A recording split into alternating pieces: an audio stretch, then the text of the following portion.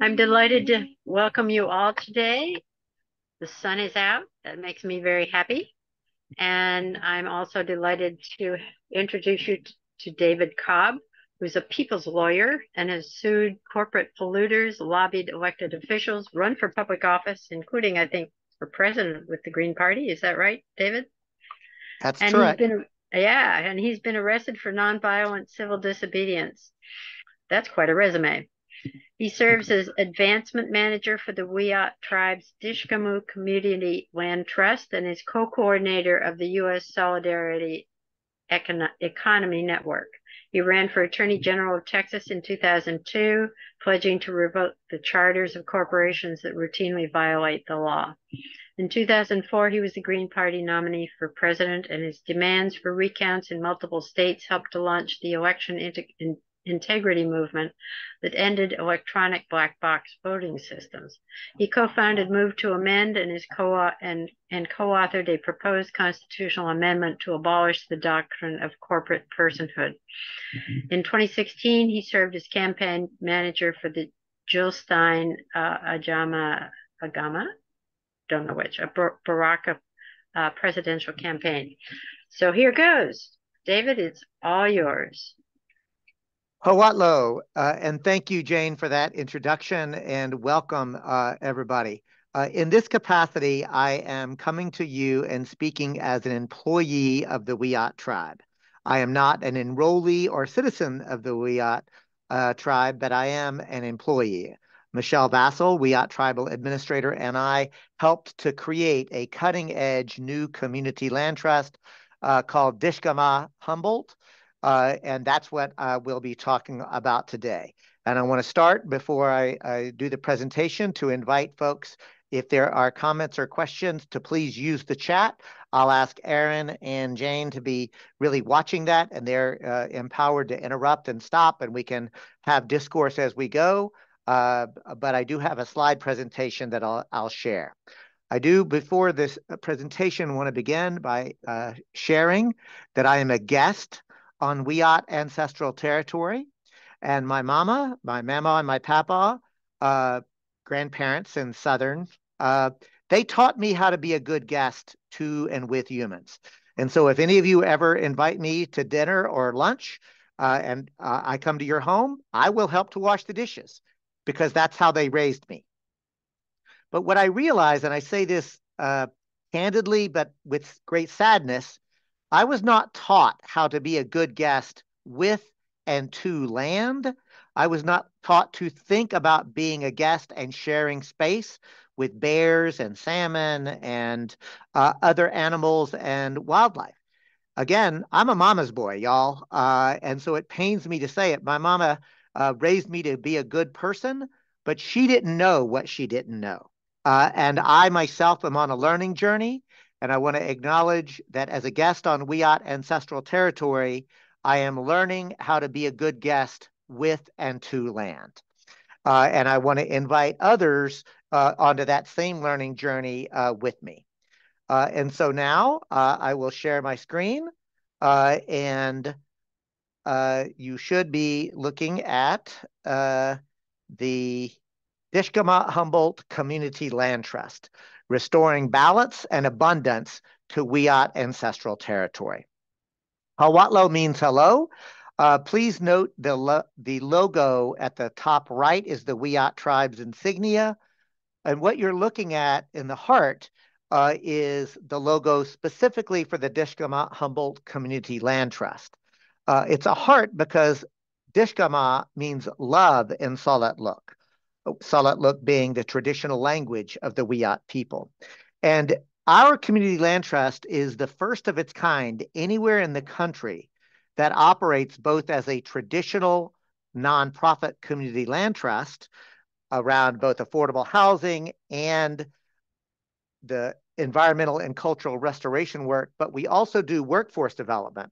But what makes it profoundly different, y'all, is that I am an employee of the Wiyot Tribe, and we operate in our department as both an arm of the Wiyot government and as a nonprofit.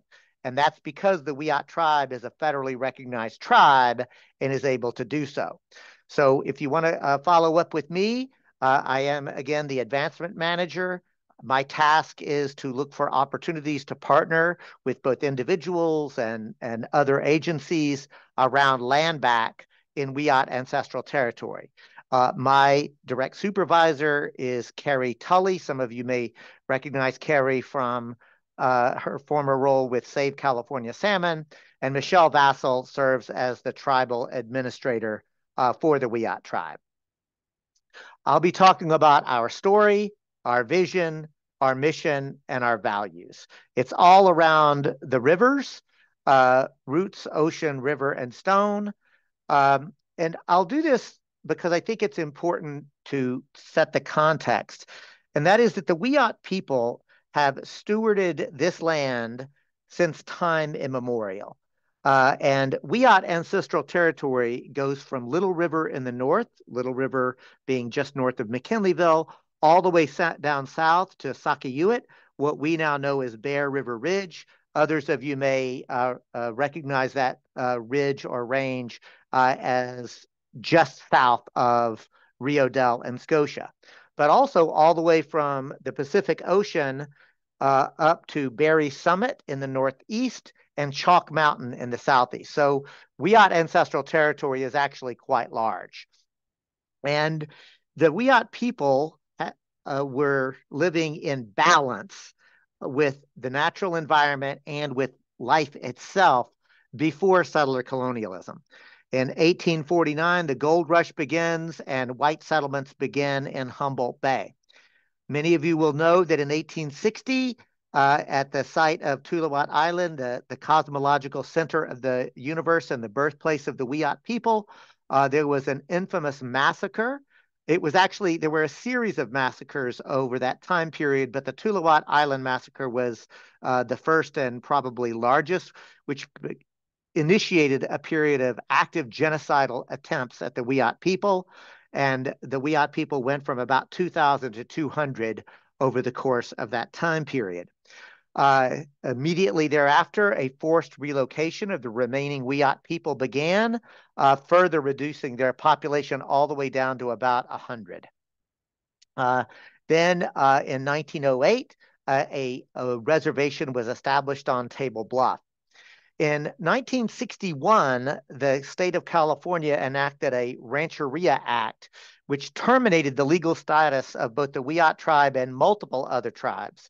And over the next 20 years, Wiyot people fought vigorously to reinstate their status. And in 1981, the tribe did re-earn their status, but then were able to create precedent that other California tribes used.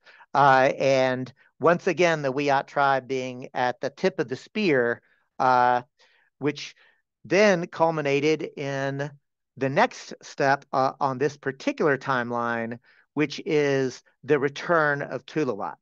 And that was a multi-year effort ever since since white people began, the Wiyot people have attempted to return. But in 2000, the year 2000, there was a grassroots fundraising effort that allowed the Wiyot tribe to purchase 1.5 acres of the roughly 400 acres of Tuluwat Island. In 2004, the city of Eureka unanimously returned another 40 acres to the Wiyot tribe. And to be candid, that return, as wonderful as it was, had several restrictions on it. And the Wiyot leadership agreed to accept it because it was so important to return it. But those restrictions never sat well with Wiyot leadership. And in the course of the next decade, the Wiyot people, with assistance from non-Wiyot people, began a massive cleanup of Tuluwat Island, taking out 80 tons of debris, including contaminated waste. You literally had to be wearing a hazmat suit to be on Tuluwat Island at that time. and the city saw the difference of how the Wiyot people treated and thought about and engaged. And so in 2019, the city of Eureka re re re returned the remaining city-owned portion of Tuluwat Island to the tribe without any restrictions. And I do want to say that Tuluwat return made land back real in a way that had not been seen before. It's the first time in the history of this country that a municipal government voluntarily returned land to indigenous people that was not a result of a purchase or of litigation. In 2019 or 2018, the South Fork of the Wiyot, or what we know as the Eel River, stopped flowing from extreme drought. In 2019, the Wiyot tribe successfully opposed corporate Terrigen's wind farm proposal on their sacred site in Sakiuit. And in 2022, the Dishgamu Humboldt Department was created. And just a few months later, the state of California and the Wiyot tribe partner in the return of Marashawak, 46 acres of forested coastal land at Fields Landing. So the Wiyot tribe and the Dishgamu Humboldt story is one that acknowledges a painful history, but also recognizes we should confront that history, but that history does not have to be our future. And that's really our invitation, is to think through what that new future can and should be. We want to acknowledge that the modern systems are out of balance. Under the Wiyot leadership, the land was in balance, but that balance was disrupted with settler colonialism.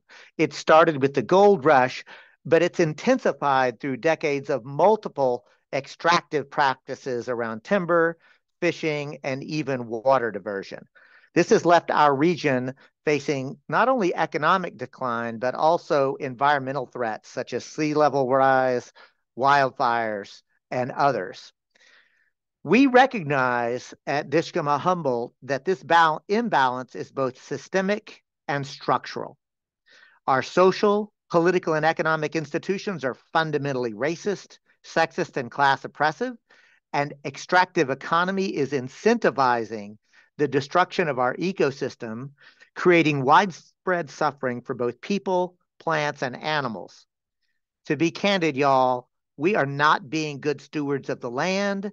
We are not being good ancestors for our descendants when we are in such a systemic and structural extractive mechanism.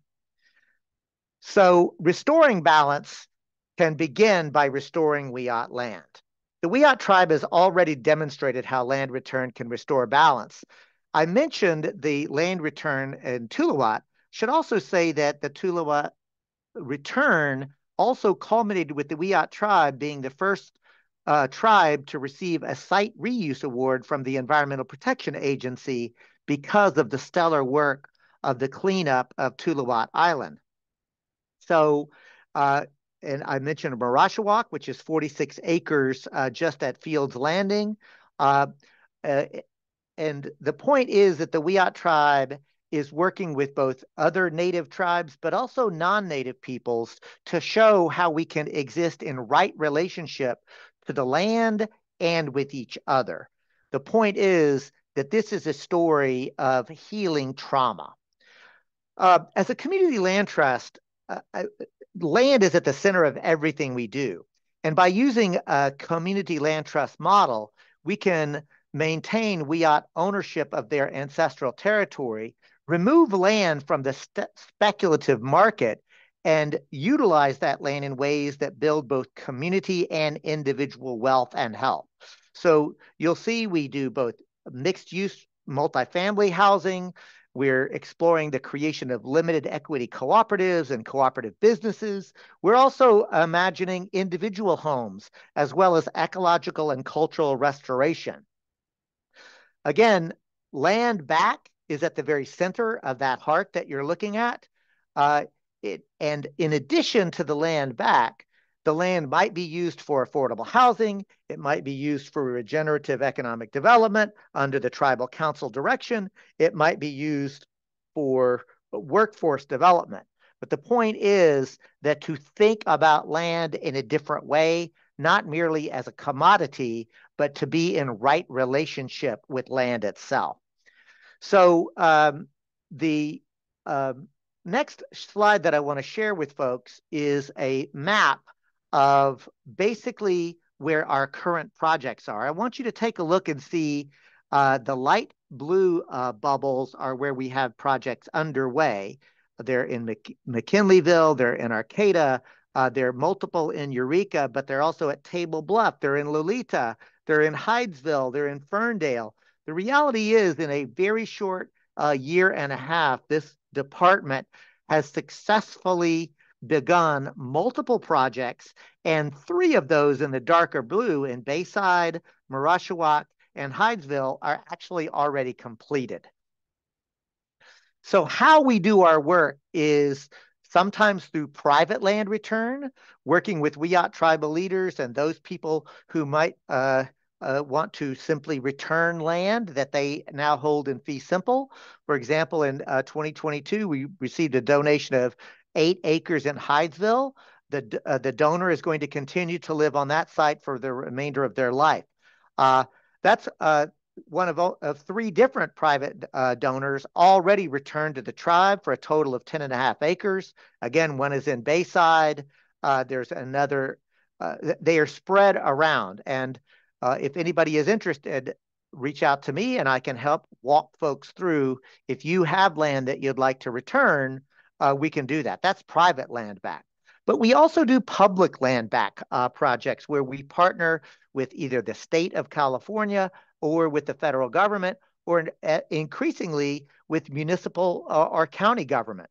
And one of them, I'm literally sitting in the old Sarah Carson mansion. Some of you may remember not the William Carson mansion that we think about there at 3rd Street in Eureka, but just down the street is his wife's original mansion, the Sarah Carson mansion, which he built for her while he was building the Carson mansion. And this is one of 3 different sites that we purchased. It's known as a scattered site. The other, if you look at the bottom left of the screen, some of you will remember that old commercial building that's been vacant for over 5 years now. The county, it was last used by the county about 5 years ago. But y'all, we have purchased that those 2 buildings plus one other smaller Victorian, and we're going to convert those, rehabilitate them, build a total of 39 bedrooms, all for homeless and at risk of homeless youth. It will include what are called wraparound services to assist students in life skills building. These projects are being funded through Housing and Community Development, Project Home Key, and this is the largest state HCD grant ever awarded to a tribe.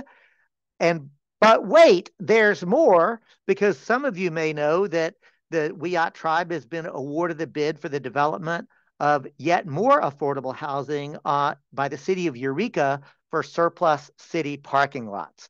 These developments will include childcare, for safe places for children to play, as well as commercial kitchens available for other community services. One of the things that I want to really lift up is a commitment that we've made, because we are not needing to return profits to shareholders, but instead we are decommodifying land for both housing and restoration efforts. So it makes it easier to, quote, pencil out the use of what we think of as deep green building materials. So we've already developed a feasibility study for the construction of mid-rise mixed-use multifamily housing using what's known as mass timber. This is an innovative way of doing buildings that actually can be quite large, that sequesters carbon, reduces project costs, and supports sustainable forestry. We're currently working with local government partners to imagine underutilized urban sites, what some of you will recognize a phrase known as urban infill, that will not only retain the green space around us that so many of us are here, if we weren't lucky enough to have been born here, came here because, let's face it, y'all, this is paradise. It's beautiful, and we want to maintain the natural beauty that surrounds us. We also want to allow and encourage the introduction of appropriate technology, creating a market for local green construction jobs so our young people can stay with us.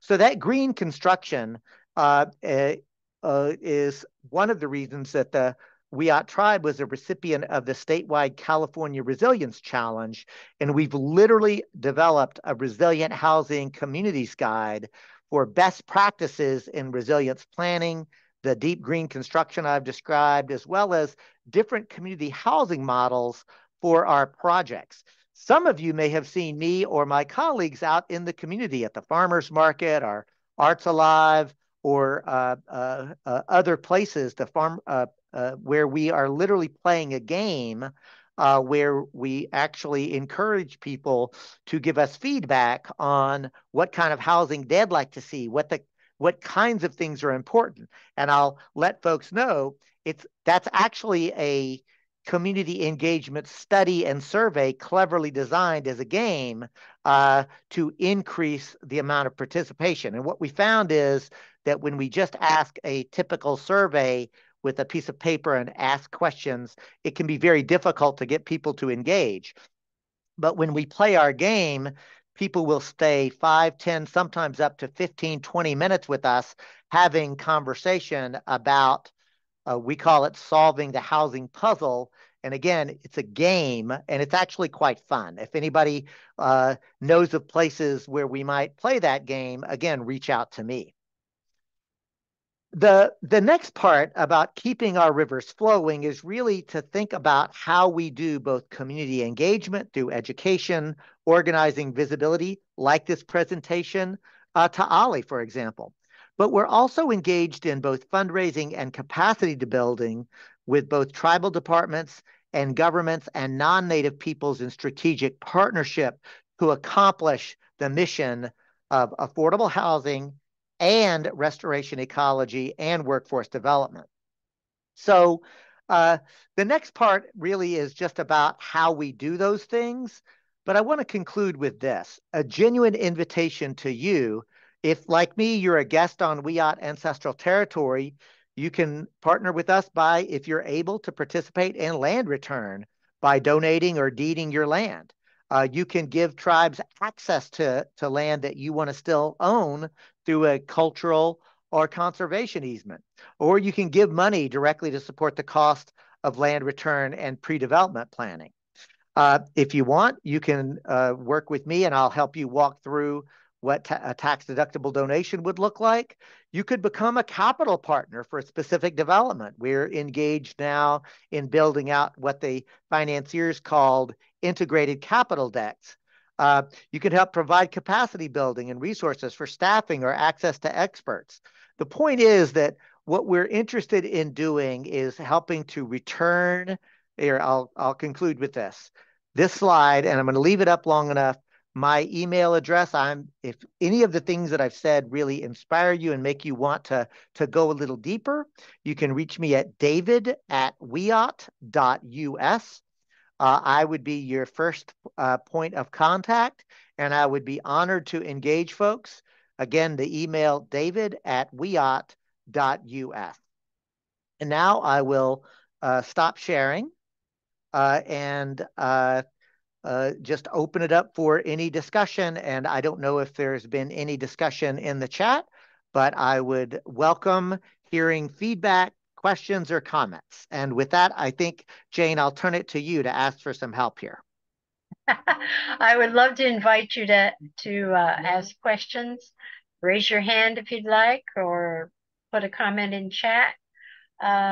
Christine Davis said, great presentation, David. Thank you. A lot of this was brand new to me. I knew about what you were doing in Eureka and thought it was fascinating. How'd you pull that off with dealing with our corporate elder down there? Well, listen, the short answer is that that was a result of a partnership with the city of Eureka, both elected officials and staff, but also the community. Some may know that when the surplus parking lots to affordable housing, it was put out as a bid. And the Wiyot Tribe was one of several bidders, and the staff recommended an out of the area developer because on the scoring matrix that they used, we came in second of the multiple bids, but an out of the area corporate developer came in first on their scoring matrix. So the Wiyot Tribe rallied the community and attended the Eureka City Council meeting and made a request to the City Council to override the staff recommendation because this Eureka is, after all, in Wiyot ancestral territory. And we believe that we had the most successful, better of the proposals. And ultimately, the city elected officials agreed, and it was quite inspiring to see speaker after speaker after speaker unanimously, I think, asked the city council to accept the Wiyot proposal.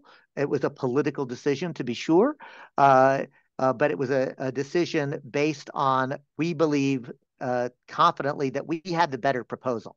And as Michelle Vassell, Wiyot Tribal Administrator, and Ted Hernandez, Tribal Chair, pointed out, the Wiyot people have been building housing in this community since time immemorial. And what commitment we made was that unlike other developers who will only offer affordable housing for a statutory required period, at which point then it becomes private market rate housing, our commitment is when the Wiyot Tribe builds affordable housing, it's affordable in perpetuity. So that's a very profound thing that I think that really underscored how our proposal was, frankly, a better proposal. And I asked a couple of questions. What were the restrictions on Tuluwat Island initially, and are they still in force on the original 40 acres, or did the city of Eureka eliminate all of them?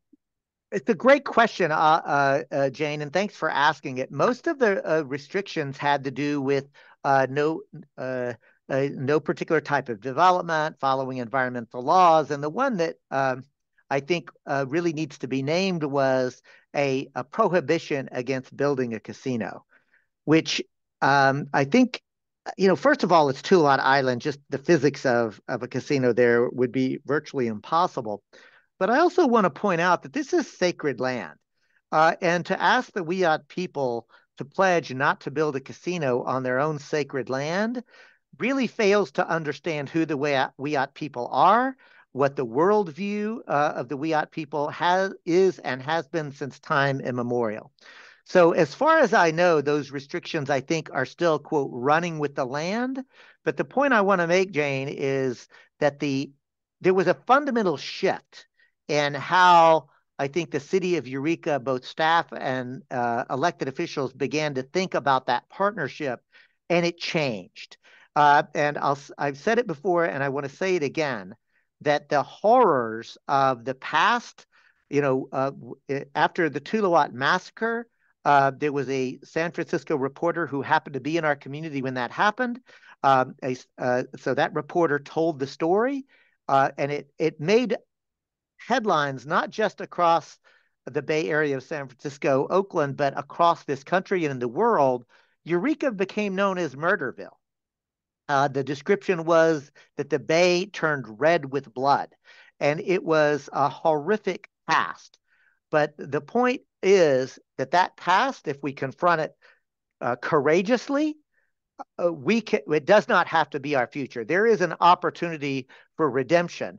And as Wiyot Tribal Chair Ted Hernandez has often said, that the Wiyot Tribe, through Ted Hernandez, says, we'd like to welcome you to Wiyot ancestral territory. And if you're open, we can teach you how to be here differently, which is to say, to learn to be in balance. And I think that's the invitation that for me is a learning journey. And I think that the entire Tuluwat story underscores, Jane. That's very helpful. There are a couple of good questions.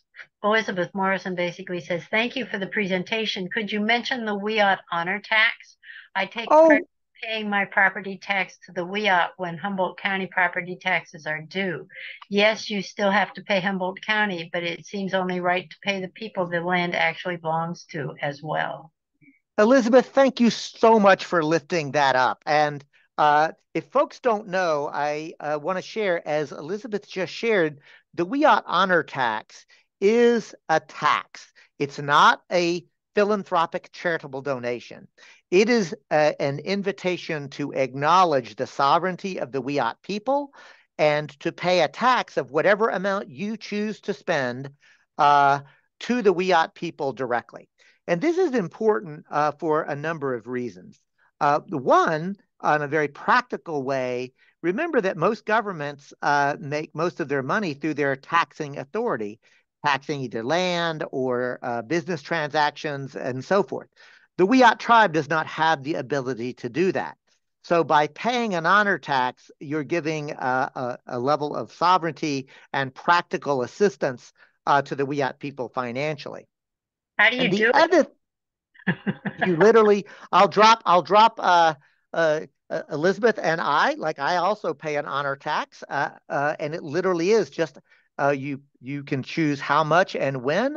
I'll drop it into the chat, uh, Jane, but you just mail a check directly to the Wiyot people and put in the memo. At least I do. I just put an honor tax. And Elizabeth, I see you're raising your hand.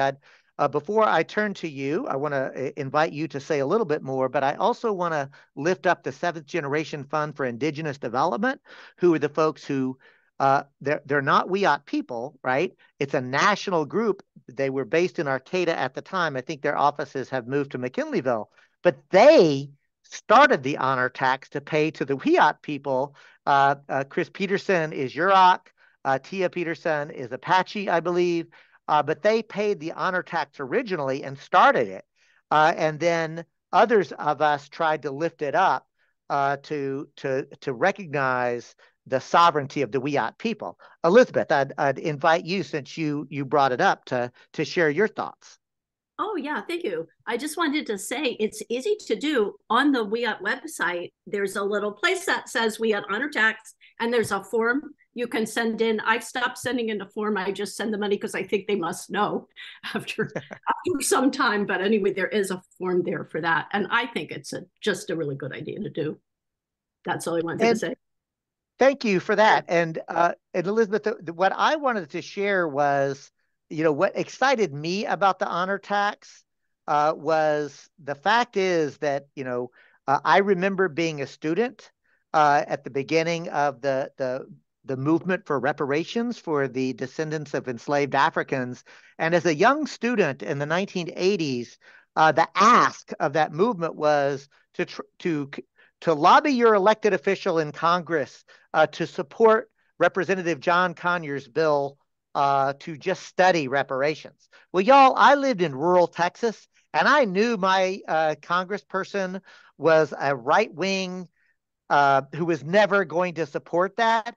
And it always felt disempowering to say, write this letter, which did not feel very empowering. So when I heard the Seventh Generation Fund for Indigenous Development call for an honor tax, I was so inspired because I realized, oh, I don't have to wait and lobby some elected official to do something. I could do the right thing myself. And I see, Elizabeth, your facial expression, like it spoke to you the same way. So again, thank you for lifting up that honor tax, because this is something that we can do ourselves. It's, as my mama and my mama and papa told me, it's never too late to do the right thing, y'all. And are you, just out of curiosity, are you working with Arcata's Community Development Department and the Planning Commission about the Gateway Plan and using the kinds of techniques, green techniques that you were talking about? So it's a great question, and I have to say that that is a government to government question, and only the tribal council would be able to answer that particular question. I do know that the tribal council is in direct communication with many municipal governments. I frequently, as a staff member of the Wiyot Tribe, will talk to staff members at either the city of Arcata or the city of Eureka or the county of Humboldt. But when it comes to answering the question that was just asked, only the tribal council or the tribal administrator would be empowered to answer a question like that. Yeah, but the issue is, are you getting anywhere? Are they listening? Aside from Eureka, obviously is. Again, I will just repeat You can't. only Okay. that. Yes, I like that would be an inappropriate comment from me. Okay. How do you choose locations for land back? Is it currently an opportunistic approach? Do you have any plans to identify areas strategically? Thank you to whoever asked that very That's astute Christine question. Davis. Yeah. Well, thank you, Christine. It's a great question, and I don't mean to be coy, but the answer is yes. Which is to say, anytime, like if you'll notice, those private land back returns have gone all the way from McKinleyville in the north all the way down south, right? And Hydesville as well. And then another in Bayside. Every one of those were because individuals came to us and we began a process, right? So that's the opportunistic part, right? But there have been other examples that were, in fact, quite strategic. And I'm not at liberty to share yet, but I can tell you there are multiple sites that are of cultural or ecological prominence to the tribe that we are pursuing. In every example, the Wiyot Tribal Council makes the decision about what to pursue and how to pursue it. And then if an opportunity comes in, my job and our department's job is to first work with the current landowner to find out what their desires are, and then engage with the Wiyot Tribal Council, who will make a decision on, okay, um, uh, should that come in as fee simple or should it go into the tribal federal trust? What will the tribe do with it? How will the tribe, should the tribe put it into just ecological restoration work, or should it go into affordable housing? Or as happened with the city of Eureka, the negotiation directly with the city of Eureka to build affordable housing in perpetuity. Do you have any existing already created housing projects that are now functioning that would be examples that you could tell people about? Well, I mean, again, This is new. This is brand new. This is brand new, but I'm literally speaking to you from the Sarah Carson mansion, and within a matter of probably, we expect 3 months, we will be welcoming houseless youth into this facility. So, and as I've often said, and I'm not embarrassed to say it, you know, as some of you will know my background as an activist. I have been, you know, fighting many projects many times. I am learning just how difficult it is to actually build housing, and I have a new appreciation for that process. But we are literally months away from being able to offer housing for currently houseless youth, and we're very excited about that. When you have, if you put land in the land trust, which is a federal entity, right? Do they get the same tax write-offs? Are they easements? Are they actually fee simple transactions? Well, that's a very sophisticated question. So the answer is it depends. And I want to make sure that folks who are watching the recording or are listening to us live will really understand the question that Jane has asked. Because how to hold property, there are multiple ways that you can hold property, right? The phrase fee simple in legal terms is the most common way to imagine, it's the permanent and absolute way to hold land and to dispose of it however is legally allowed. It's sometimes known as a freehold tenure. It's the main type of land ownership.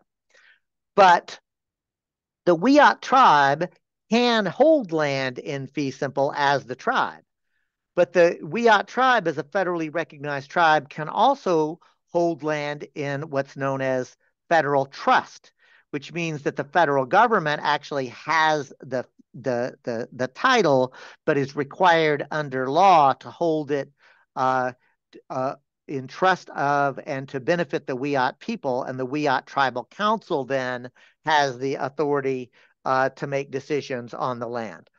Then, to continue the complexity, remember the Wiyot Dishgamu Humboldt Community Land Trust is unique because it's the only community land trust anywhere in the country so far that's not a 501c3 federal nonprofit. Why? Because the Wiyot tribe is a federally recognized tribe.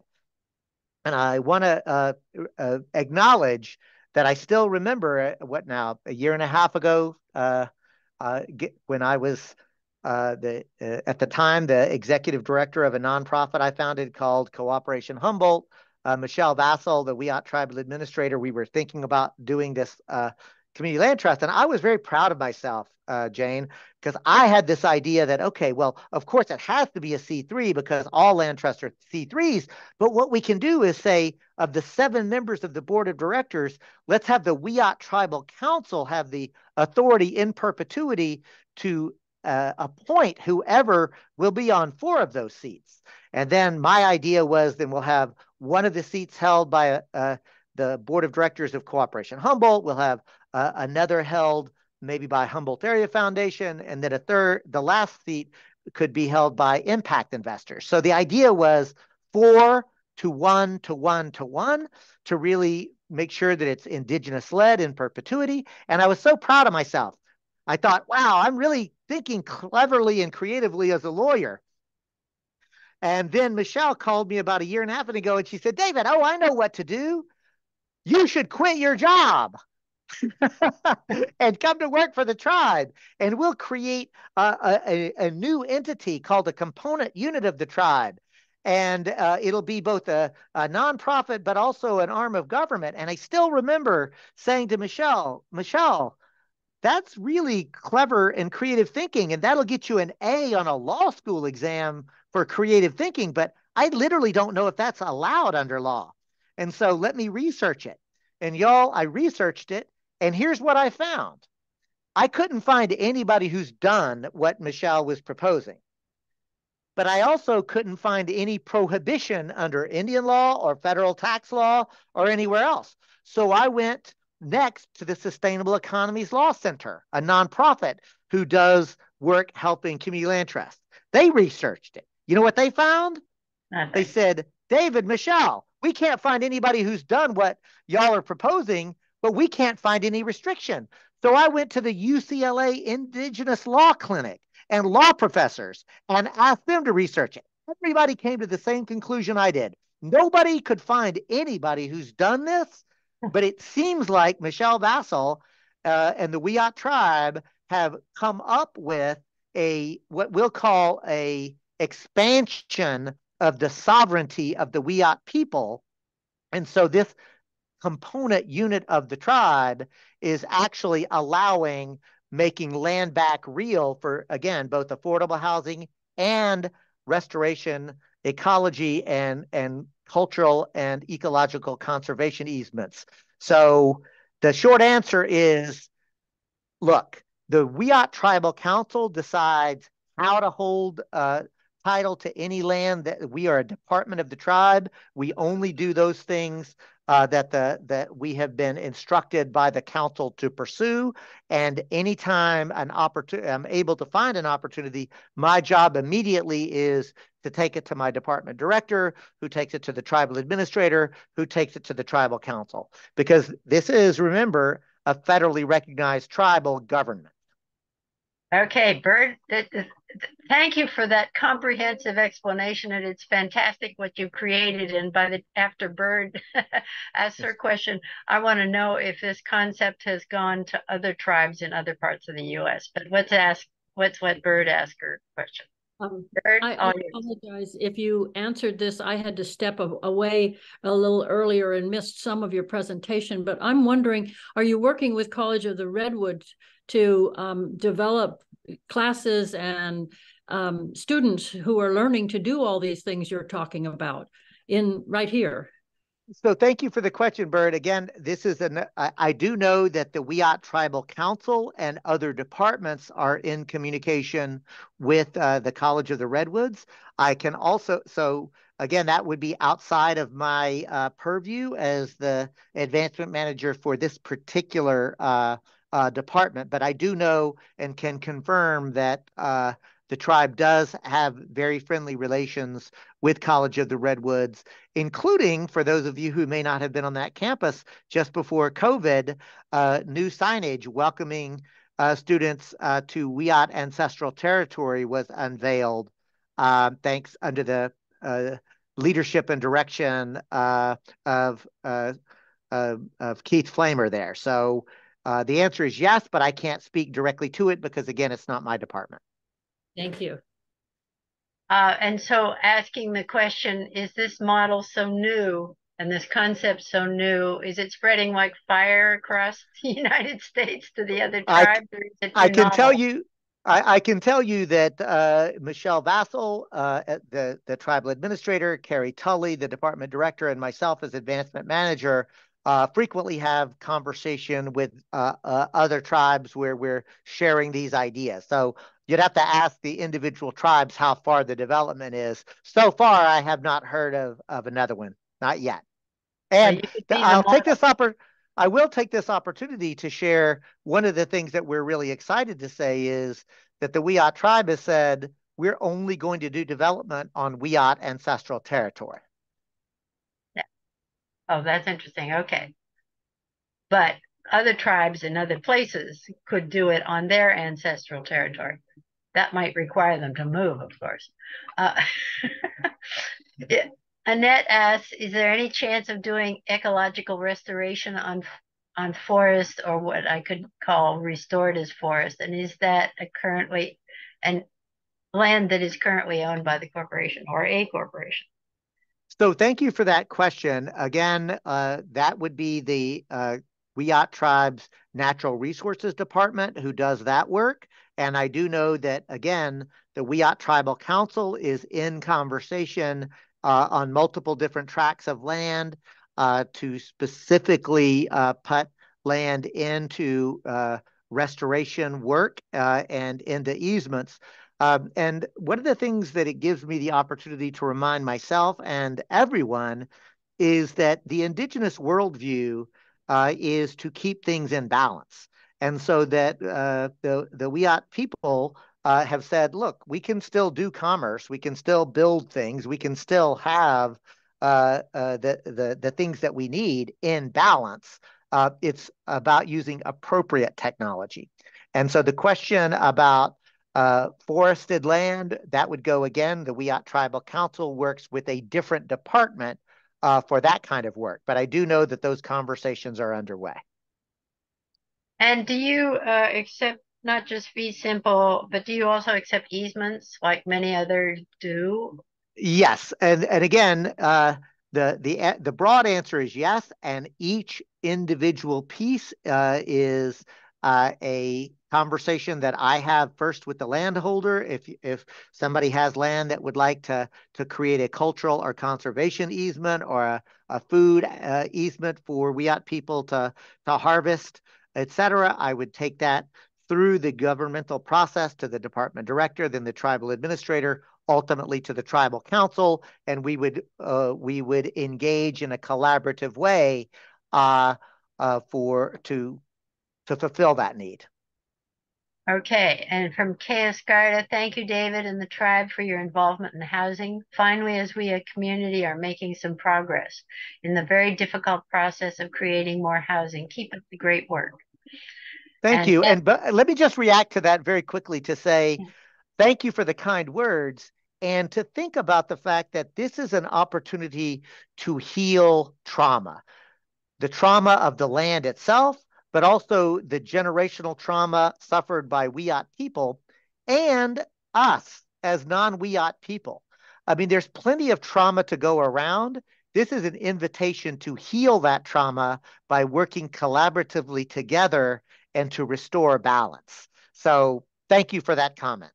It's really interesting because I hear it periodically about Vietnam veterans going back to Vietnam to try to heal themselves, I think, of the damage they know they did and to do work there.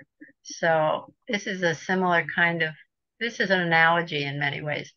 11, Evelyn Doyle said, when you say houseless youth, will that include the students from Cal Poly presently living in cars, etc., or is it only for natives or Humboldt youth? A great question, Evelyn. And the answer is that the Jarajiji Youth Project will have indigenous preference.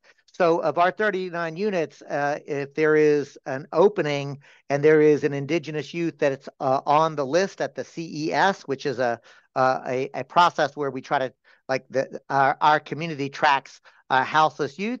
If there's an indigenous person, that indigenous youth would get preference, but it will not be for exclusively indigenous youth. So preference, yes, but exclusivity, no. And yeah, so it's not exclusive. Are there any other questions? If so, say now or forever hold your peace or contact him later. Why don't you stick your contact information there, or how do we get hold of you or of your website? I will drop my email into the chat. Why don't you put it on the recording as well? Just say it now. Yeah, David at Wiyot, WIYOT.US. And I will also drop the website into the chat, and we'll just say that the department website can be found at the Wiyot Tribes website, which is quite easy, wiyot.us. Again, that's WIYOT.us, and simply go under department or departments, scroll down and find Dishgamu Community Land Trust, click that link, and you'll find us. Well, David, I think it's fantastic what you've been doing. All that creative energy has been put to work to benefit all of us. And we're very happy you found somebody you wanted to stay here with. Oh, thank you. We kept all your high energy and innovative ideas here. Thank you ever so much. Well, thank you. And I want to also take this opportunity to thank Jane individually for reaching out and encouraging me to make the application to OLLI to make the presentation. I want to thank OLLI and Cal Poly and Aaron for the support work. But I also want to thank you, the individual. That is the person occupying the seat that you are sitting in. I really want to acknowledge that you have chosen to come here and hear about what we're doing. And if you are so inspired, please reach out to me and let's explore how we can continue this journey of self-learning and discovery and learning how to be in balance. Bye, y'all. Jawak.